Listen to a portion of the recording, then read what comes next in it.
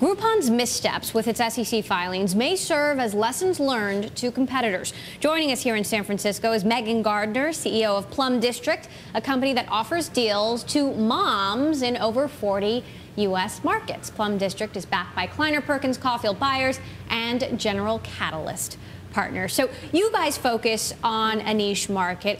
Explain to me exactly what you do and why you think it's better than, for example, Groupon's daily deal model. Yeah, absolutely. So when I was starting the company, I was just surprised no one was focusing on the 50 million moms who do 85% of household spending.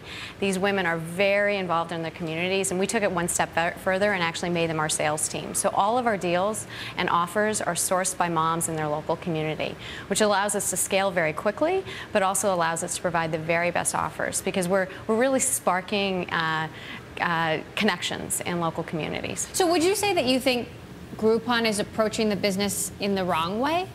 I'm not sure I would say that. I mean, they have a totally different model. They're going after a consumer that's very different than mine.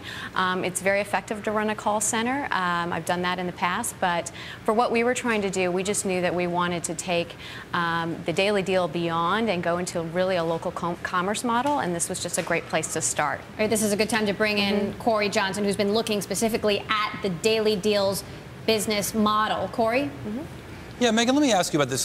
Reading the Groupon filing raises a lot of questions, not least, indeed, they've added some new language about they don't really know much about their customers, their long-term behavior in their business.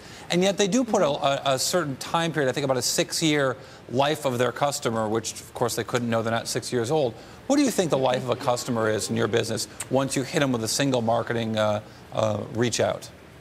Right. It's an interesting question, and all of these models are new. So you would certainly want to keep someone for 6 years, and I know larger e-commerce companies and retail companies think about that. I think you really have to think of 2-year or 3-year, I'm sorry, 1-year or 2-year LTV when you're looking at the model. But what's most important is actually how often folks are coming back to this site. Are they involved, and they're not only involved online, but also involved offline with the vendors and really providing the value that we're all aspiring to. So another big question is marketing expenditures and how that hits a customer. What is the difference between how much marketing you have to do to get a new customer, to basically get someone's email address, and then how much you have to spend after that to get them to use the service? Well, it all just depends on how you go about getting your customers. So for us, we're actually very focused on organic growth in the community, working with local schools and nonprofits, in addition to online spend. So we've built our business very differently. It's a targeted approach, it's a stickier approach, and we're looking for a longer business opportunity, not just in the deal space. So I want to ask you also about the war for talent in Silicon Valley. I know you have an interesting story about just how hard it is and the lengths that you will go to find a good engineer. Tell me about that. Well, it really is a war for talent, and we're not some of the larger companies that are out there that can give whatever options they want away or throw whatever cash.